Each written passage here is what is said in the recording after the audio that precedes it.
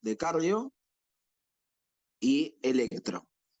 Bien, creo que ya lo saben, o si no, se los adelanto, que el parcial van a tener, el escrito estamos hablando, ¿no?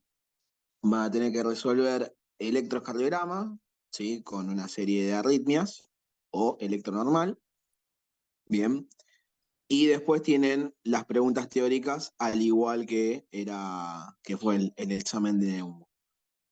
Para que puedan aprobar el examen, tienen que aprobar el electrocardiograma. ¿Qué quiere decir esto? Si ustedes les dan 10 electrocardiogramas y de ellos tienen que hacer 5 bien, para que se corrija el examen, tienen que hacer primero esos electrocardiogramas bien. ¿Sí? O sea, si no hacen 5 electrocardiogramas bien, ya automáticamente no se corrige el examen y van a recuperatorio. ¿Se entiende?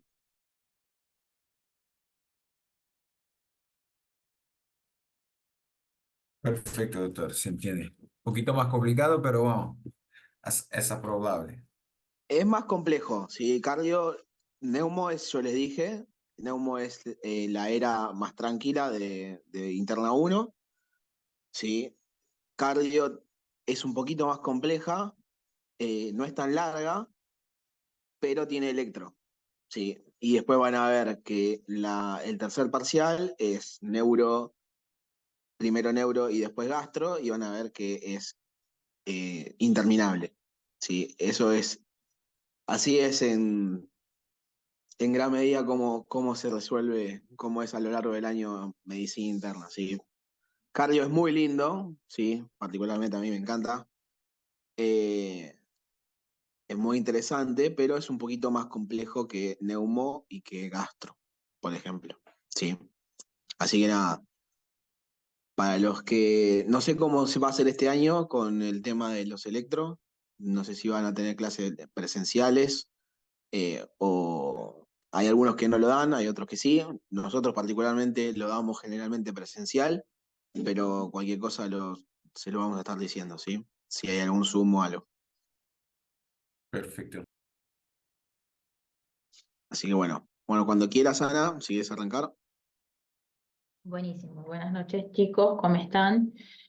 Bueno, como adelantó Enzo, nosotros hoy empezamos con cardio esta semana, ¿no? Y hoy nos toca las valvulopatías. Vamos a hacer un repaso de creo que ya vieron la de la mitral y la aórtica, y faltaría la tricuspidia, la pulmonar. No sé si estoy bien, pero por el cronograma ya tuvieron, ¿no? El primero teórico. Pero vamos a hacer el repaso. Bueno, arrancamos. ¿Se ve la pantalla? No pregunté, pero ¿se ve la diapo?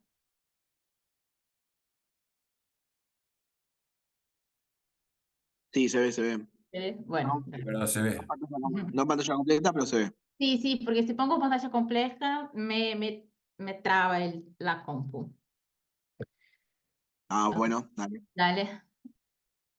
Bueno, ¿cuáles son los objetivos de la clase de hoy? Que sería comprender las etiologías y la clínica de las valvulopatías, tener en claro los soplos de cada valvulopatía, que es lo que más importante, digamos así. Cómo hacer el diagnóstico, cuáles son en los estudios, van a ver que se repite los estudios en cardio, siempre vamos a estar electro, ecocardiograma, placas. Entonces, pero queremos ver en esta clase cómo tiene distintos signos en cada uno de esos estudios y discutir las opciones de tratamiento que tienen cada uno. Bueno, arrancamos. Antes de empezar a hablar de las valvulopatías, quiero repasar un poquito los soplos. ¿Qué es un soplo? Que sería el conjunto de vibraciones de mayor duración que los ruidos cardíacos normales, originados por un flujo turbulento de sangre dentro del corazón o de los grandes vasos. Estas vibraciones pueden ser causadas por aumento brusco de la velocidad del flujo sanguíneo, usualmente debido a estenosis o a insuficiencias valvulares. Bueno, tenemos la clasificación, que es muy importante, que vamos a usarla, que son las clasificaciones por los soplos diasistólicos o soplos diastólicos. Tenemos ambos los efectivos, ¿sí? Y regurgitantes. Y los grados, tenemos los grados de intensidad de 1 hasta el 6, ¿sí? Empezamos por la estenosis mitral, ¿sí?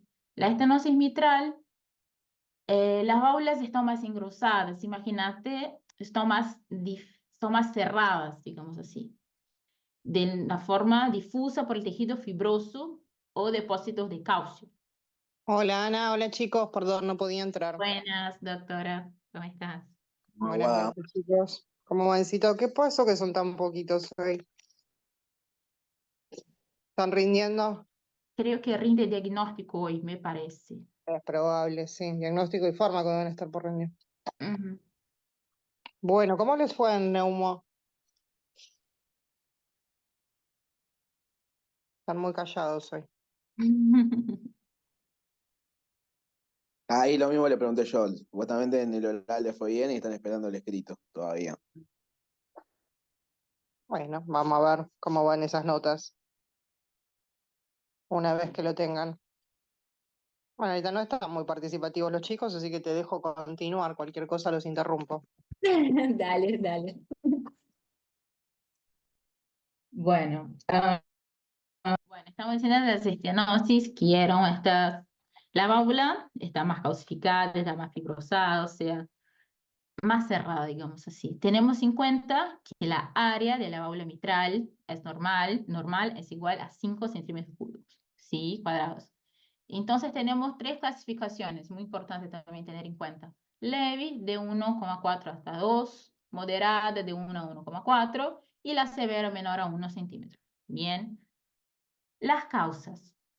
Las causas tenemos 2 opciones de agarrar, digamos, la estenosis mitral. De la forma congénita, estas precaídas, que serían un solo músculo, ¿sí? de la válvula, que recibe todas las cuerdas tendinosas.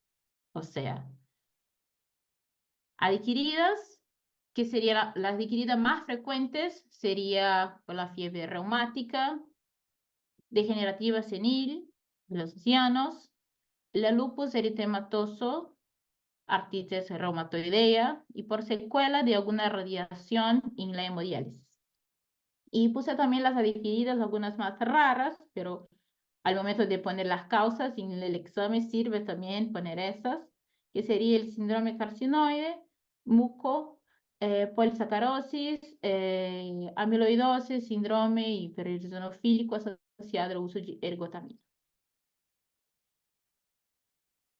Bueno, ahora arrancamos con la parte así más importante, digamos así, más allá, obvio, de las causas, que sería la clínica. La clínica nosotros tenemos bien marcada, que sería la clínica disneizante, embolizante, palpitante y hemoptizante. Lo puse el embolizante, nosotros pensamos una válvula que está más cerrada y al momento de tener la eyección, ¿sí? Esto va se formando, esto va formando émbolos. Y estos émbolos puede generar que me lleve a una FA, ¿sí? Y puede generar varias otras cosas. O sea, imagínate que el émbolo puede viajar a cualquier otro lado, ¿sí?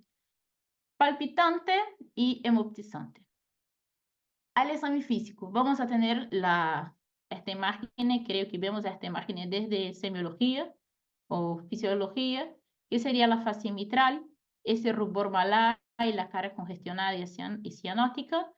El pulso venoso yugular, hay las ondas A preeminentes, vamos a tener en cuenta, esto, sí. Pulso arterial carotídeo, el parvus, o sea, disminuido, ¿sí? Por un poco volumen que llega al ventrículo izquierdo. En caso avanzado puede haber cianosis periférica. Y ahora el principal, el soplo eyectivo diastólico. Si ejecuta en la área mitral, obviamente, irradia la axila. Y no tenemos modificación a la inspiración, sigue con lo mismo. Bueno, la parte de diagnóstico. El diagnóstico tenemos varias formas de diagnosticarlo, sí.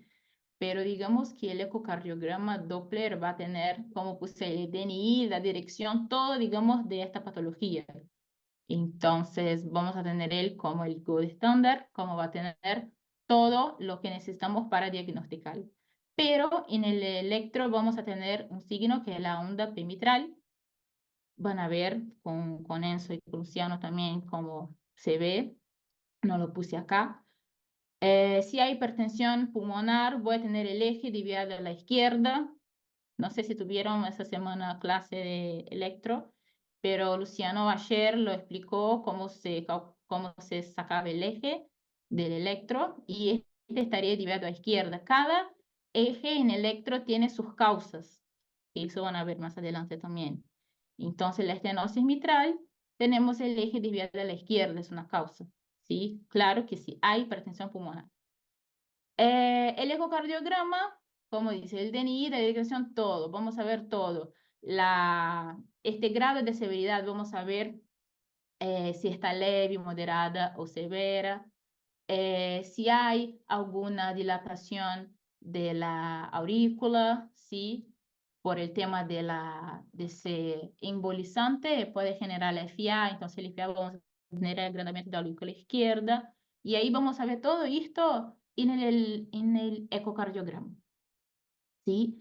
Más allá podemos también ver en la placa, en la radiografía, el signo de cuarto arco. Creo que obvio que van a ver esto en diagnóstico también con arrancar. El signo de cuarto arco, el signo de doble contorno. Cuando el signo de doble contorno, como vamos a tener la aurícula izquierda más dilatada. Entonces vas a hacer exactamente un doble contorno del corazón. Esto me significa que ya tenemos, por ejemplo, una FA, ¿entendés? Más allá tenemos la línea B de Kerley y podemos hacer también un cateterismo cardíaco y una angiografía para ir, digamos, mirar adentro del corazón, adentro de las arterias y ver, digamos, de cerquita cómo están. Tratamiento. Pacientes asintomáticos.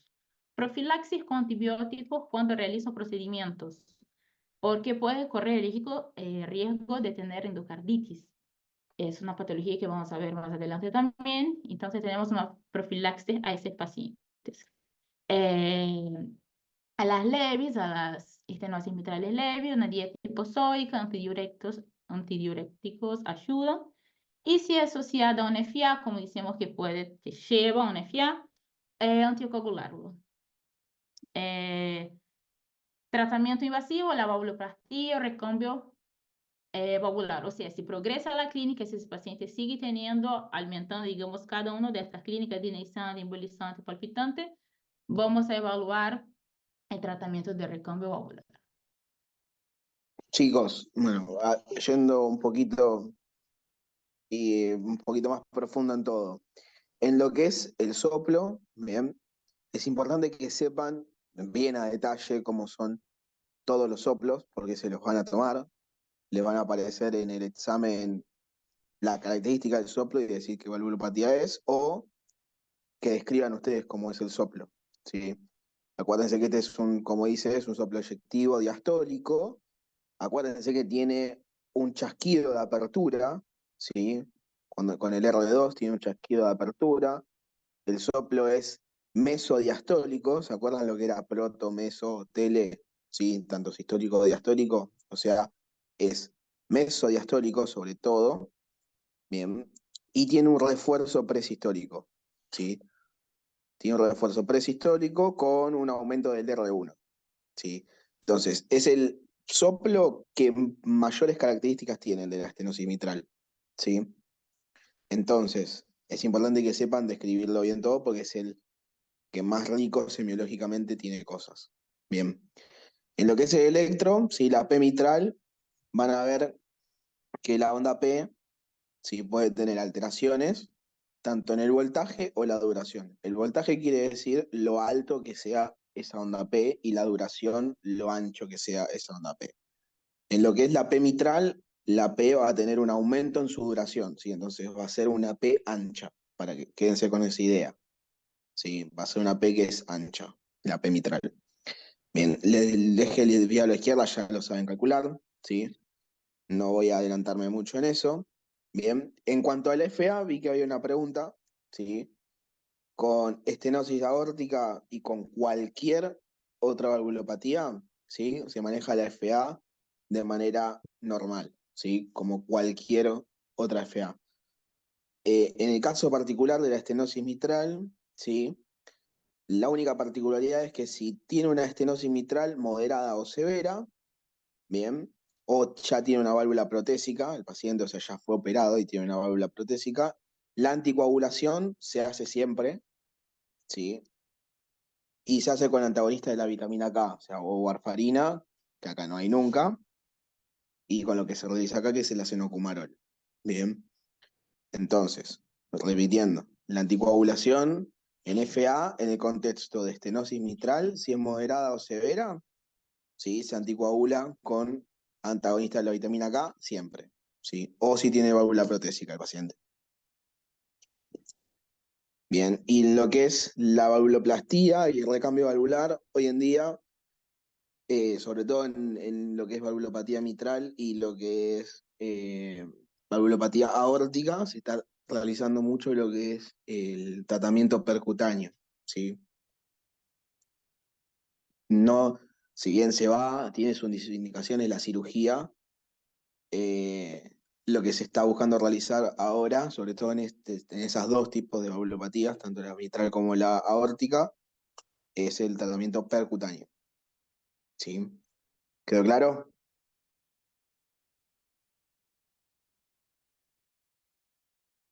Sí. Ah, bueno, ahora hablamos de la insuficiencia mitral. La insuficiencia mitral es la afección cardíaca en que la válvula mitral no cierra correctamente, o sea, tenemos la estenosis que no abre bien, digamos así, la forma mala, digamos más gruesa, y la insuficiencia, que sería que ella no cierra bien, lo que permite que la sangre fluya hacia atrás, desde el ventrículo izquierdo hacia la aurícula derecha. Acá tenemos este videocito GIF, no sé, que se muestra perfectamente la insuficiencia mitral. La válvula está que no cierra bien, entonces la sangre retorna, ¿sí? Tenemos las causas agudas y las causas crónicas. Tengo en cuenta también esto, porque se pregunta. Causas agudas. Ocurre por una necrosis del músculo papilar en el contexto de un infarto agudo o por una ruptura de cuerdas tendinosas de un paciente con enfermedad del colágeno. O sea, al momento, ¿sí? Ya la crónica, secuela de una fiebre reumática congénita por el defecto de los cojines endocárdicos, endocarditis, agrandamiento del ventrículo izquierdo por insuficiencia cardíaca, secuela también del infarto agudo, sí, por remodelamiento cardíaco, fibrosis, miocardiopatía hipertrófica, calcificación del anillo, artritis reumatoidea, sí, más allá de las enfermedades del colágeno. La clínica. Bueno, la clínica de la insuficiencia tenemos la disnea al comienzo del esfuerzo, luego del reposo, disnea paroxística nocturna y otopnea. O sea, tenemos una disnea que progresa a lo largo de la enfermedad, ¿sí? Puede haber síntomas anterógrafos de insuficiencia cardíaca. En los casos crónicos puede evolucionar en insuficiencia cardíaca congestiva global por coordinación del ventrículo derecho. Sí, porque imagínate que esa sangre que quedó ahí retenida va volviendo, va haciendo, digamos, los pasos del circuito normal de corazón, ¿sí? Soplo, bueno, el soplo es de regurgitación holosistólico. Se oculta en la área mitral y se irradia a la axila, ¿sí? No se modifica con la expiración. R1 vamos a tener disminuido y R2 difícil de percibir porque el soplo cubre el R2. Tengo en cuenta también porque a veces pone los ruidos y ahí te pregunta cuál soplo es, ¿sí? Más allá, obvio, con la clínica.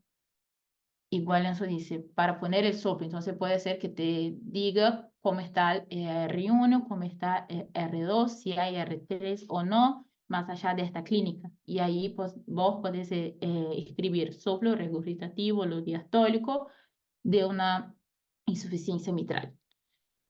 Ahora el diagnóstico. El diagnóstico, vamos a siempre repetir esto, digamos, el electro, la placa, el ecocardiograma, pero sí tenemos en cuenta los signos distintos que vamos a ver en cada una de las patologías. El electro vamos a tener onda P ensanchada con el agrandamiento de la aurícula izquierda, una hipertrofia del ventrículo izquierdo, podemos saber también, y una fibrilación auricular. En la placa tenemos el signo en doble contorno, ya hablamos también que era la dilatación de la aurícula izquierda, el signo en cuarto arco, línea B de Kerley, calcificaciones. Y el ecocardiograma Doppler, vamos a valorar el ventrículo izquierdo con sus volúmenes y fracción de execución. Clasificar su gravedad y el movimiento de las válvulas, ¿sí?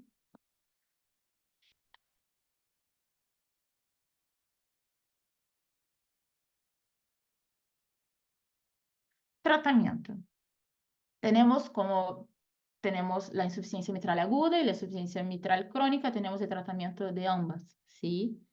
En la aguda, el paciente se mantiene la TA adecuada, se usa nitroglicerina intravenosa, nitroprusiato de sodio, para disminuir esta poscarga, ¿sí?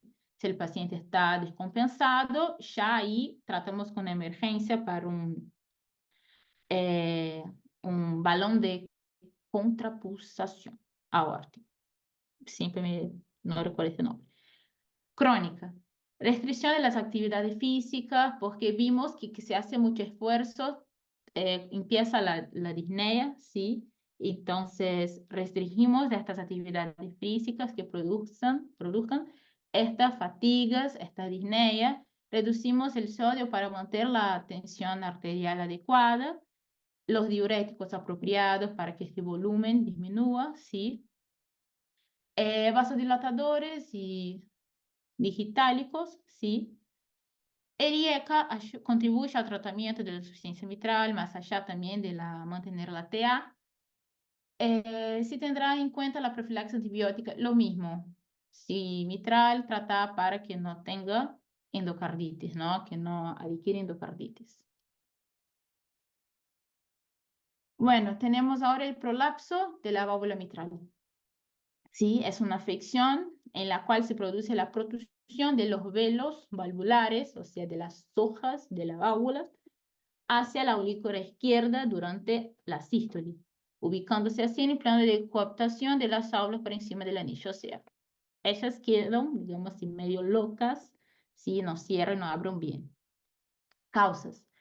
Está causado por la degeneración mixedematosa progresiva de la válvula mitral con elongación de las cuerdas tendinosas y dilatación del anillo mitral. Enfermedades también en pacientes en síndrome de Marfan, Danlos, distrofia miotónica o pseudomaxoma elástico.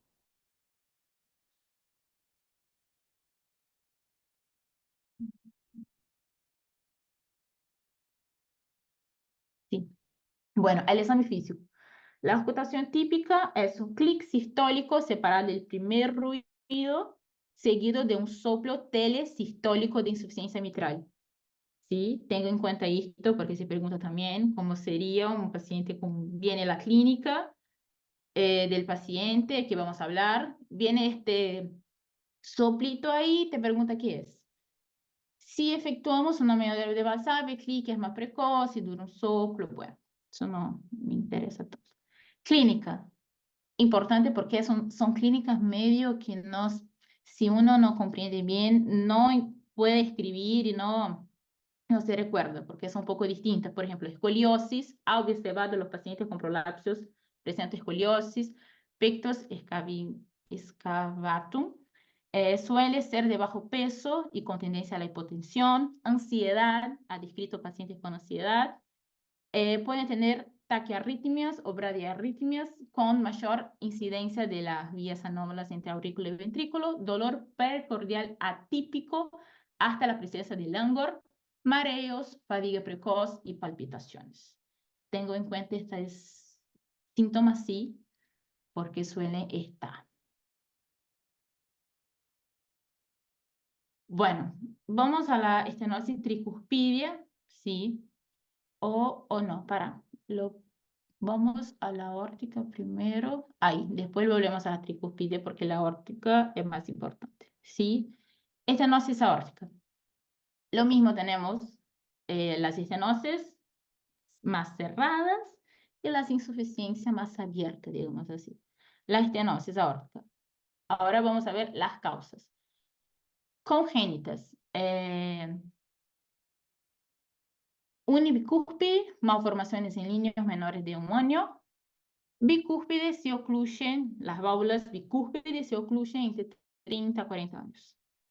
Las adquiridas puede ser secundaria a fiebre reumática del anciano, que es degenerativa, más relacionada a aterosclerótica, ¿sí? Al depósito de colesterol en las válvulas, y suele estar en mayores de 65 años. Otras causas que no son tan frecuentes, pero suelen aparecer, el lupus, que está siempre presente, no sé si reparar, está siempre presente el lupus, la artritis reumatoidea, enfermedad de Fabry, enfermedad de Paget, endocarditis infecciosa con grandes vegetaciones y post-radioterapia, insuficiencia renal crónica. ¿Sí? Creo que son muchas valvulopatías, cuando yo estudié, son muchas también, pero si uno empieza a pensar cómo funciona el corazón y después meter, digamos, una estenosis, vas a entender bien las clínicas, ¿sí? Por ejemplo, si tenemos una válvula que está más cerrada y un paciente empieza a hacer mucho esfuerzo, esta sangre no va, digamos, no va a lograr mandar oxígeno, sangre para todo el cuerpo. Entonces el paciente va a presentar la disnea de esfuerzo, el síncope de esfuerzo y el langor de esfuerzo. ¿Sí? Y en el examen físico vamos a evaluar y observar el pulso parvo tardus, pulso, el onda A preeminente, en la yugular, sí, siempre ese sería el pulso venoso, sí. Latido de la punta, o sea, desplazado, vamos a tener el que significa una hipertrofia del ventrículo izquierdo, sí, que nos indica R1 disminuido o normal, R2 disminuido, y el soplo es eyectivo sistólico, ¿sí? Se ejecuta mejor en la área aórtica. No se modifica con la inspiración y irradia hacia el cuello y la área mitral. ¿Sí?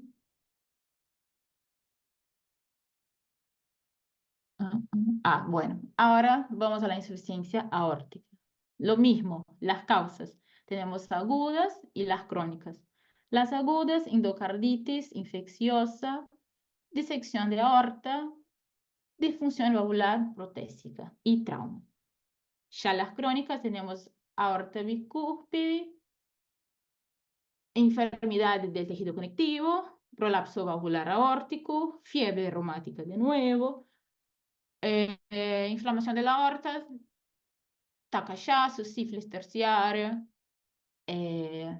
lo mismo, lupus, artritis reumatoidea, aneurisma. A ver, pasamos acá y vemos la clínica. Ahí va, mejor. La clínica. Siempre vamos a tener los pacientes sintomáticos y los síntomas precoces que va a aparecer en este paciente. La ortopinea, la disnea paroxística nocturna, disnea de esfuerzo, palpitaciones, el langor, ¿sí? Y en el agudo podemos presentar un edema agudo de pulmón, un choque cardiogénico, ¿sí? En el examen físico, mucho importante, demasiado contraimportante que, no sé, saquen fotos, no sé, porque este examen físico se pregunta y mucho y hay que saber todos estos signos, sin más ni menos, todos, todos, todos, todos. No sé, escribir, poner en la heladera y todo día memorizar uno, porque se pregunta un montón en el oral, en el escrito. Aquí vamos a tener el pulso Magnus Celler, sí, pulso y martillo de agua, signo de Quincle, signo del Muset, de la cabeza, movimiento sincrónico de la úvula, cambios sincrónicos de la pupila, signos del Hill, que sería la tensión arterial sistólica, mayor en los miembros inferiores, sí, dirige los miembros superiores, latido arterial humeral, soplo de Traube y soplo sistodiastólicos en vaivén, compresión femoral. Acá no puse algunos solo, por ejemplo, del Muset, del Hill, de Traube, pero cada uno tiene, digamos, su nombre propio, ¿sí? Está bien también memorizar, pero si no, saber que existen todos, hay que saber todos, chicos, y eso es serio. Los soplos. El soplo es regurgitativo, diastólico, que comienza después del R2, alcanzando, en casos severos, el R1 del ciclo siguiente. Se ejecuta en la área aórtica, no irradia, no se modifica, nada. En lo agudo podemos escuchar el R3 y el R4 y la gravedad R1 y R2 hipofonéticos, soplo holodiastólico, el soplo de Austin Flint. Y signo de Hill, sí, que sería esta tensión arterial mayor en los miembros inferiores que los superiores. ¿Ok? Tenga en cuenta sí este signo, por favor. Ahí hablamos de la insuficiencia aórtica, sí, volvemos a la estenosis tricuspidia. Sí, vamos, digamos, al otro lado del corazón. Antes de que arranquemos con patología tricuspidia, ¿sí? Vamos a cerrar lo que es patología aórtica con lo que es hoy en día el tratamiento. ¿Sí? En lo que es insuficiencia aórtica, chicos, generalmente lo que se realiza, obviamente con las comorbilidades que tenga el paciente, se manejan las comorbilidades, no tiene nada, ningún manejo específico, como si la estenosis mitral. En lo que es, sí, las cirugías, ¿sí? Se prefiere en este caso el recambio valvular, ¿sí? En las insuficiencias aórticas. Bien, si van a cirugía y tiene la indicación, se va a reemplazo valvular. No se repara, ¿sí? Generalmente lo que es patología mitral se prefiere una valvuloplastía, ¿sí? O sea, reparar esa válvula más que reemplazarla. ¿Sí? Entonces, en patología aórtica, insuficiencia aórtica generalmente va a reemplazo valvular, no percutánea, ¿sí? Sino cirugía.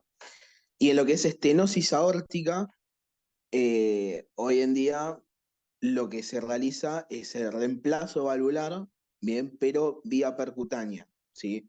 Es lo que se conoce como TAVI, ¿sí? Ahora se lo voy a escribir. ¿Sí? Ahí se lo puse en el chat. Lo que es TAVI es en boga y es lo que mayormente se busca a un paciente que tenga una estenosis aórtica. Generalmente son pacientes añosos a los que se les realiza. Quiere decir que si hay un paciente que tenga una estenosis aórtica y que no cumpla los criterios o que no tenga que no sea un paciente añoso, generalmente prefieren manejarlo de manera médica sin ningún tratamiento quirúrgico, siempre y cuando lo tolere el paciente, y si no, tendría que ir a cirugía. Sí. Pero generalmente ahora en lo que es estenosis aórtica se hace reemplazo, pero por vía percutánea. En cambio, en insuficiencia aórtica se hace por vía quirúrgica. Bien.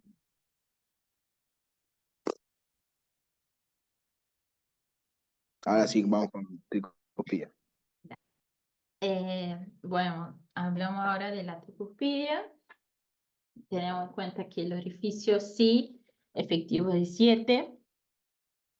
Tenemos las causas, la causa reumática, la mayor grande de los casos, el síndrome carcinoide, sí, los tumores carcinoma digestivo con metástasis hepática, la endocarditis tricuspidia, la enfermedad de Whipple, la enfermedad de Fabry, sí.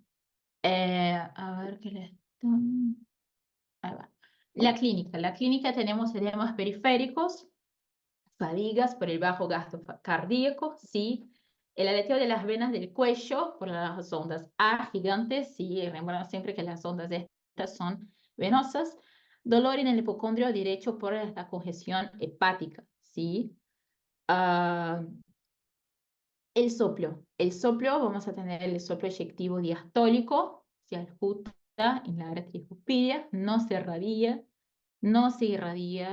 no se modifica con la expiración, son infrecuentes de encontrar, ¿sí? Ahí vemos. El estudio, en el electrocardiograma vamos a ver la onda P pulmonar también, ¿sí? Podemos ver también la dilatación del ventrículo derecho, las, que sería, esas ondas P pulmonar serían las famosas ondas P picudas, ¿sí? Que vamos a ver de las liberaciones de 2, la FA también, que vamos a evidenciar en los ECG. Ecocardiograma.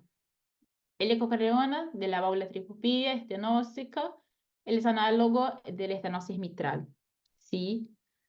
En el ecodoppler vamos a ver un gradiente transvalvular mayor a 5, ¿sí? milímetros de mercurio, y la área valvular menor a 1,5 centímetros. Esto es grave, ¿sí? Nos da una gravedad de la patología. Y también vamos a observar la vena cava inferior dilatada. Yo agregaría, chicos, Eh, ahí como perdón. indicaciones quirúrgicas, bien, o lo que hoy en día se prefiere con la valvulopatía tricuspida, ya sea estenosis o insuficiencia tricuspida. Es como ahí lo nombran bien, la dilatación de la vena cava inferior, sí, la dilatación del ventrículo izquierdo, si el paciente tiene o ya tiene una dilatación ventricular, derecha, perdón, si tiene una dilatación del ventrículo derecho, y el área de regurgitante, si tiene una insuficiencia, o el área de estenosante, si tiene una estenosis, ¿sí? En el ecocardio, generalmente. Entonces, las indicaciones serían esas, y aparte de los síntomas, si son severos. Si el paciente está sintomático y tiene unos síntomas que son severos, signo de insuficiencia cardíaca, se va a operar. Si el paciente tiene alguna presencia de dilatación ventricular, si tiene una dilatación de la vena cava inferior, si tiene una regurgitación bastante importante, o el orificio del anillo tricuspidio es muy estenosado, está muy estenosado, ¿sí? Ahí se va generalmente a cirugía, ¿sí? Que en este caso van a la reparación, ¿sí? No tanto a reemplazo. Esos vendrían siendo los criterios para reemplazo valvular. Exactamente, sí. Los criterios de reemplazo valvular es para la estenosis y o insuficiencia tricuspidia son si el paciente está muy sintomático, ¿sí? Si el paciente presenta una dilatación ventricular, una dilatación de la vena cava inferior, si tiene un volumen, ¿sí? regurgitante bastante importante, si es una insuficiencia, o si el anillo tricuspidio o el área del anillo tricuspidio es muy chica por la estenosis. ¿Sí? Para todas estas, ¿sí? generalmente se prefiere el manejo quirúrgico, ¿sí? Y, eh, y si va al manejo quirúrgico, se prefiere reparación valvular, o sea, una valvuloplastía. No va a reemplazo valvular, generalmente.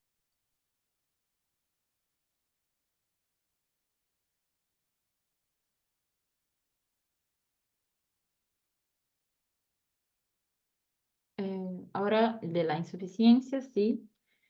Podemos encontrar una leve insuficiencia tricuspidia hasta el 75% de la población, ¿sí? La insuficiencia tricuspidia es casi siempre funcional, secundaria en la dilatación del ventrículo derecho, ¿sí? Las causas.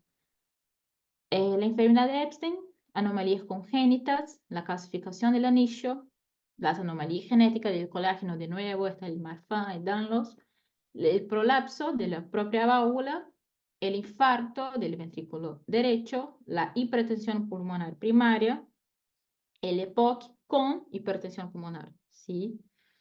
En la clínica podemos tener distensión de las venas del cuello, que muestra que la onda ve prominente con la pulsación de las propias, hepatomegalia pulsátil con reflujo hepatoyugular, ¿sí? Y los edemas. En la región paresternal izquierda se puede observar el latido del ventrículo derecho, que sería el famoso signo de Dressler positivo, ¿ok? El soplo será regurgitativo holosistólico que se inicia después de R1 y alcanza R2. Se ajusta en la área tricuspide y no se radia. Y si que después de todos que decimos que no se cambia la respiración, ese sí acentúa con la inspiración. ¿Ok?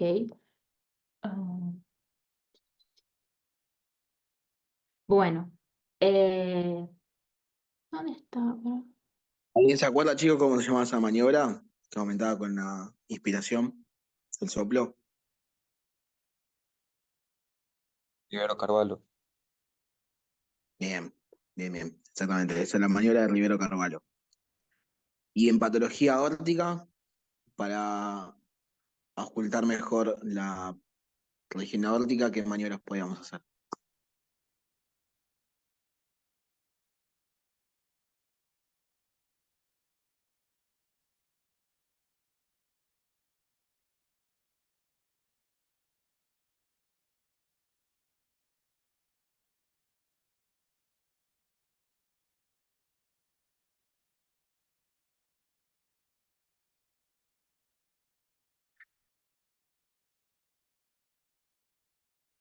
¿No se acuerdan, chicos?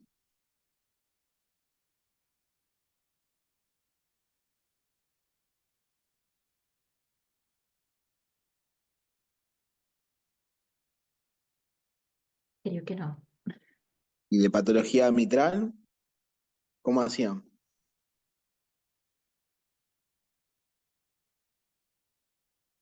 Puede ser maniobra de Pachón. Ahí sí, la maniobra de Pachón, sí.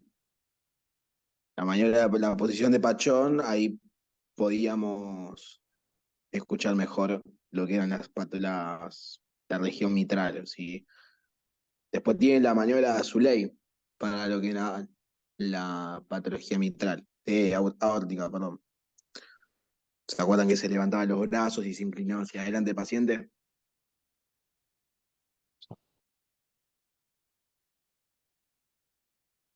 De esa manera, ahí sí escuchan mejor la región aórtica, para la mitral, la posición de Pachón, ¿sí? Y para las valvulopatías derechas, Rivero Carvalho.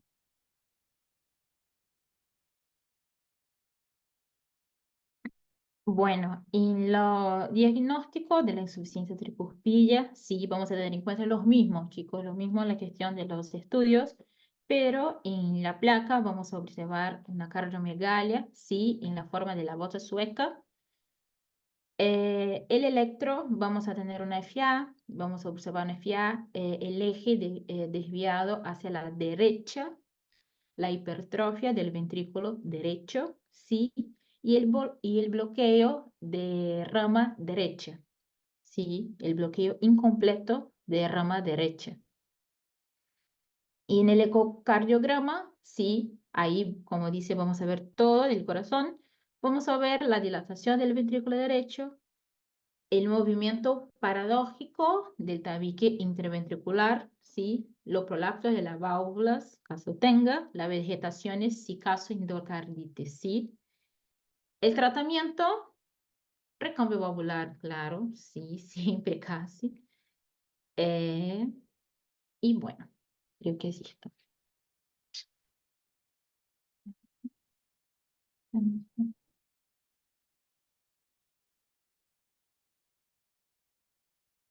Bueno, ahora en la última valvulopatía tenemos la estenosis pulmonar. Sí, la estenosis pulmonar tenemos las causas de cardiopatías congénitas, secuela de alguna fiebre reumática, el síndrome carcinoide, tumor en el tronco de salida del ventrículo derecho. Sí, algún tumor en el ventrículo derecho.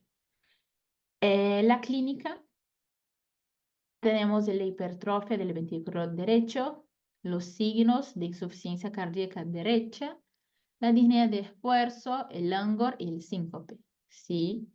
En el examen físico, el soplo sistólico eyectivo, que disminuye con la inspiración. Y vamos a tener el signo de Dressler positivo. ¿Ok? El ¿Qué diagnóstico, cardiopatía congénita, chicos, se acuerdan? Que cursaba con estenosis pulmonar.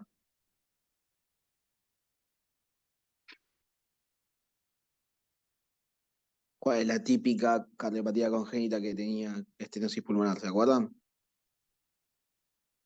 La tetralogía de Fallot. Tetralogía de Fallot, bien. ¿Y qué era la tetralogía de Fallot? ¿Qué tenía? Desviación del tabique aórtico pulmonar, comunicación interventricular, no me acuerdo bien. Comunicación interventricular, bien. ¿Qué más? Estenosis pulmonar y Estenosis estenosis pulmonar. mitral. No, no. No, estenosis Tenemos hasta ahí dos. Estenosis pulmonar, comunicación interventricular y faltan dos.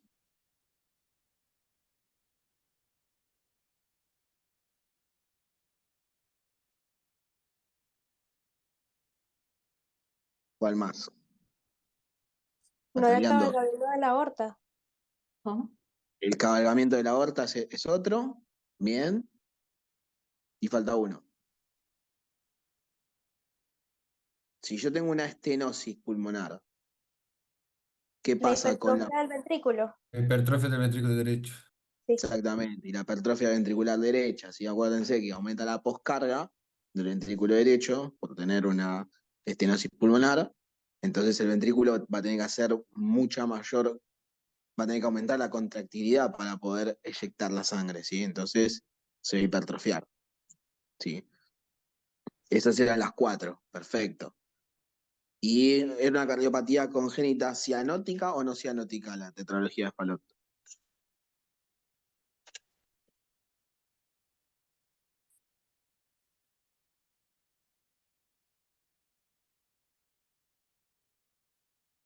Esto lo van a ver mejor el año que viene en pediatría, ¿no? ¿Pero se acuerdan? Cianótica. ¿Algo?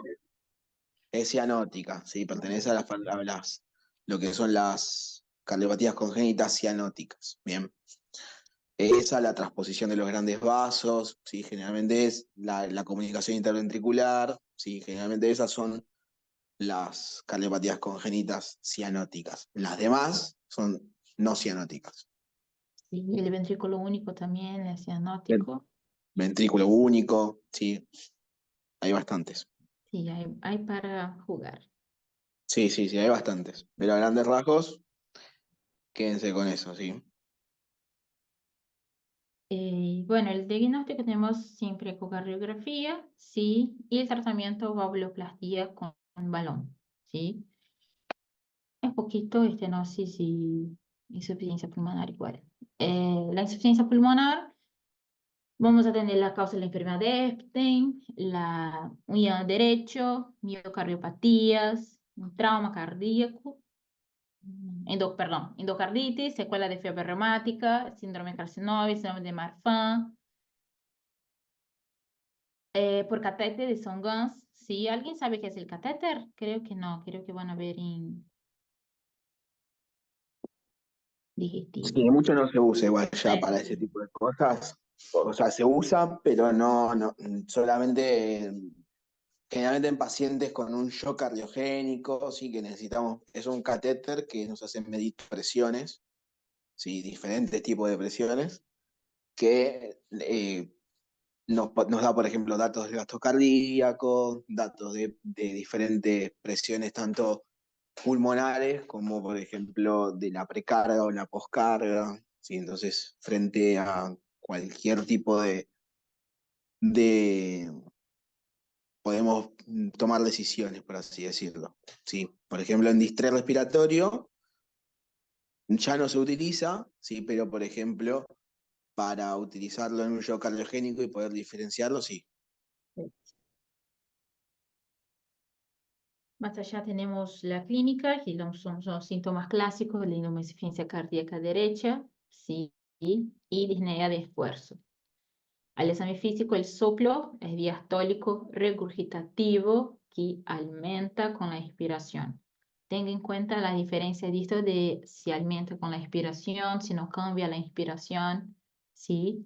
El soplo de Graham-Still, que es un soplo diastólico, por una hipertensión pulmonar mayor a 70 milímetros de mercurio por oclusión relativa de la válvula tricuspidia, ¿sí? El diagnóstico es una ecocardiografía y el tratamiento, una valvuloplastía o recambio valvular, ¿sí?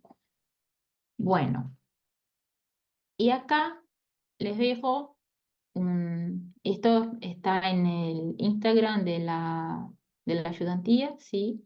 De Interna 1 y 2, que son como, digamos, una reglamotecnia, la forma fácil de comprender y, no sé, memorizar. No, no es el ideal memorizar porque sí se olvida, pero de los soplos, ¿sí?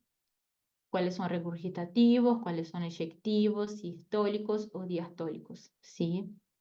Tener en cuenta que los principales, con sus clínicas, con sus signos, son de los mitrales y aórticos, ¿sí? Y creo que es esto. Acuérdense, chicos, que lo que es, por ejemplo, lo que es valvulopatía izquierda, los soplos son homólogos a lo que es patología valvular derecha. Generalmente, sí, a grandes rasgos. Por ejemplo, el soplo de la insuficiencia aórtica va a ser de las mismas características que el de la insuficiencia pulmonar, por ejemplo. ¿Se entiende? Lo mismo que la estenosis mitral va a ser igual en la estenosis tricuspidia, ¿sí? O sea, va a ser un soplo también diastólico, ¿sí? Lo de la insuficiencia tricuspidia y aórtica también son diastólicos, ¿sí? Tienden a ser parecidos, así que si se aprenden bien los soplos de la parte izquierda, ¿sí? Con pegarle una leída, después a los de la parte derecha, saber diferentes particularidades, ya estaría. Y es como dice Enzo de los soplos, pero intenten racionar, no memorizar, está buenísimo esta imagen, pero intenta que memorizar se olvida el momento de no solo tener la valvulopatía y endocarditis y insuficiencia cardíaca, que es un montón, hipertensión, se olvidan y se confunde y en el momento del examen se pide así, se piden los soplos, se piden los síntomas, los signos, sí. Entonces, intente, no sé, dibujar un corazón y comprender qué pasa en la estenosis, qué pasa en la insuficiencia, que va a resultar más fácil y valvulopatía es una materia muy tranqui en relación con las que vienen después, que son más pesadas, digamos así, ¿no? Pesadas son un contenido muy lindo, pero tiene más cosas, más temas, ¿sí? ¿Existe alguna duda? ¿Alguna pregunta? Estudien bien las complicaciones, ¿sí? Por ejemplo, acuérdense que la estenosis mitral es embolizante, ¿sí? Que predispone a SPA.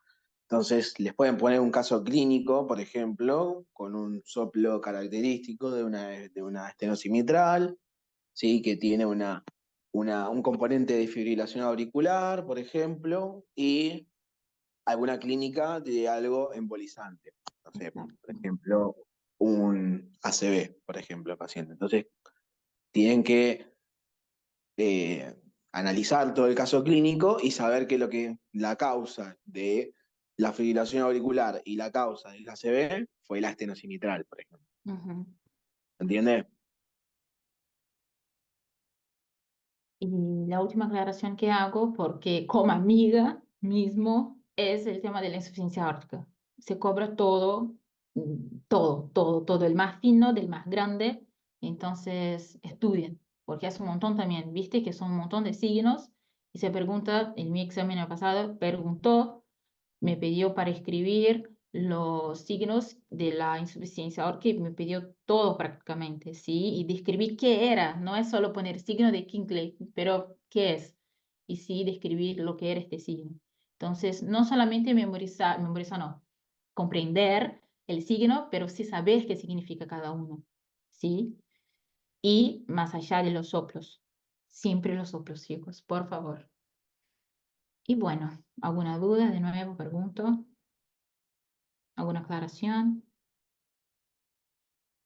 Clase cortita es esta, sí, chicos. Un tema fácil dentro de todo. La mayoría ya lo tienen de semio. Sí, lo más importante ya lo tienen de semio. Así que nada, ¿no tienen ninguna pregunta? Nada. ¿Quedó todo claro? ¿Todo No, todo claro? claro, todo claro. Muchas gracias por la clase. Bueno, ¿ya rindieron diagnóstico? Sí, ¿Fueron bien aprobados todos? sí, por suerte sí. Ah, qué bueno, qué Hubo bueno. pro- Entonces, Se pudo arrancan. promocionar. Ah, qué bueno, felicitaciones. Bueno que arrancan ya era 2 con todo listo, con todo completo.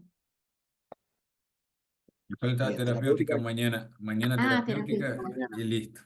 Ah, antibióticos a la cabeza, todos, sin excepción. Todos, todos, todos. ¿Tienen el El único choice creo antes, que chicos? toma. Ah, ¿Rinden el choice antes? ¿Ahora? Si el choice enseguida ya lo corrigen, ya citan quién queda para oral y quién se va. Perfecto. Bueno, se éxitos, chicos, para mañana entonces. Gracias, sí, gracias, muchas gracias. Gracias. Buenas no. noches. Buenas Buenas noches. noches.